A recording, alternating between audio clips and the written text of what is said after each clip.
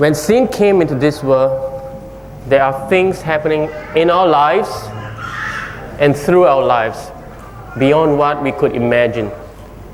Now, when sin came into this world, we don't know why Adam would even have that kind of skepticism and fear aroused in him towards God. And the ground is under a curse. It doesn't produce fruit. And then the weather changes. Everything just went chaotic. Now, you might not see the link here. Well, what I'm pointing to you now is it's not scientific. Am I right? And when you think about that, just someone got sin enter into that person. So this fellow has Adam, where sin comes in, and the land stopped producing stuff, and the weather just changed, and people just became erratic, and they just lost all the good temperaments and good nature that God has given them. It's beyond logic. You get what I mean? And this whole thing about sin, it just multiplies exponentially in all directions to everyone, to all family, from culture to culture, from society to society, throughout. We cannot imagine, we cannot make sense out of this. And but people became conscious, When a child is born to this world, he grew up, became conscious of sin. He's born into the consequences of sin. So human beings, being people who are resourceful, and they're given the image of God, they know how to deal with things, So they came up with religious belief. So you have religious people who tries to link things, something that is unseen of the spirit and what happened, retribution, those things. So you get the religious people trying to solve problems. You get the philanthropists trying to do good works, philosophers trying to make sense out of things, psychologists trying to explain the heart, everything. People are trying so hard, but there is something so massive, so deep, so supernatural that only God has the solution to it.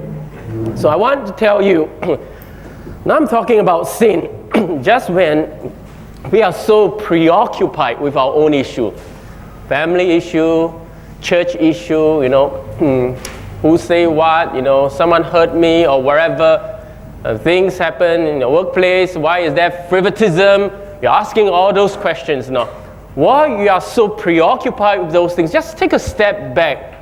Take a step back and look again. Ask yourself, what is sin? Open the Bible again. What is this thing that is so deep and so massive? Now, you got to start feeling it. What is sin all about? Why is this thing working throughout the whole world? Everyone, every family, every kind of relationship falls under the bondage of sin. And sometimes, we look at parents, we have a few parents here. Sometimes parents just wonder why, their kids don't listen to them. They're upset about their disobedient child. They say, why are they like that? Why don't they listen? We were not like that. Parents always say those things. Now, you see, when people are wounded or upset, they want to look for a logical reason. They want to make sense out of this. Why this kid like this, like that? Is it personality or what? God always tells them it's more than that.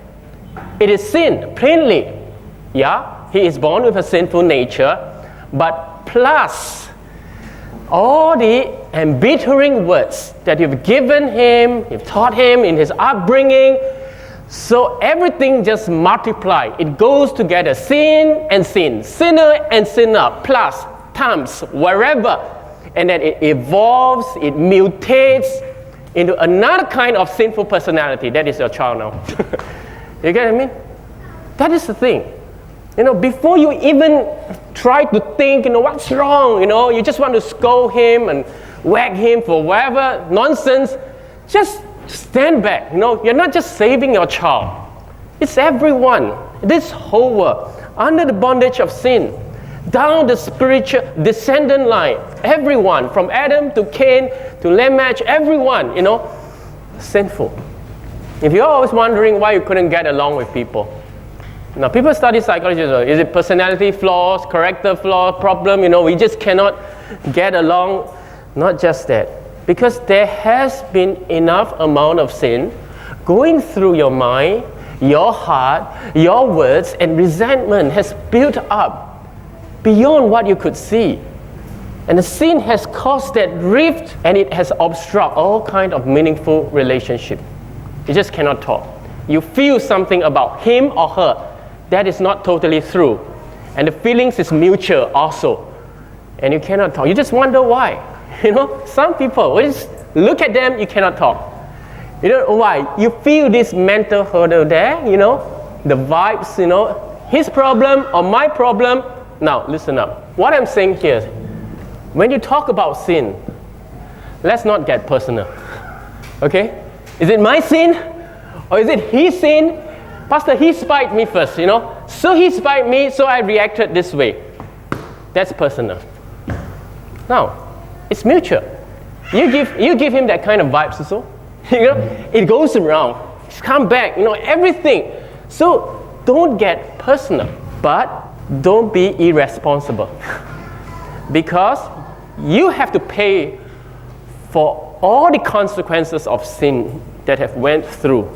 If sin has went through you, yes, the devil caused you to sin. He tempted you. You are led to sin by your sinful nature. But if that sin has went through you, your mind, your heart, your words, and it hurts, and then it multiplies again, you got to be responsible. That is the spiritual principle. You cannot say, God do things good, in the end. Not personal, not irresponsible. Am I right to say that? It's so hard. Am I right? And sin causes us to reject all responsibility. One of the famous phrases in my family is, not me. If my wife asks, who broke this? Who done that? Straight away you get 3 answers, not me, Personal. Again, I don't get people, hey, let's fix things up. Let's correct the wrong. You seldom get those answers. You always get, not me, Someone leave the church, not me. Wherever, not me. Sin. That is sin also, covering itself. So don't get personal. When I'm saying that, it's going everywhere. From individual to individual, generation to generation. If you're still blaming someone or something for what you are now, it shows that you are not coming out to see the redemptive work of the Lord on you and on everyone else around you. God is going to do it, okay? He redeemed you so that through you, He redeemed others, okay? You see, ever since the fall of man, people are coming out with all kinds of explanations, schools of thoughts, logical reasoning, everything. But try to explain. No, we can explain only so much. Can you explain genes? Can you explain generational curse? Can you explain the mental issues? You don't know. You cannot explain those things. That's why God has provided His blood. Redemption is about His blood.